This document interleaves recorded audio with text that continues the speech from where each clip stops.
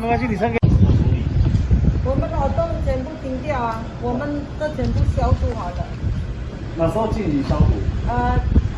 昨天有那个卫生所打电话给我们，叫我们消毒，我们做马上清清，然后我们就消毒了。然后今天的活动我们给它停掉，因为今天我们礼拜五要做礼拜，然后我光过跟大家说我们今天停掉。对。那你们就是心里担不担心啊？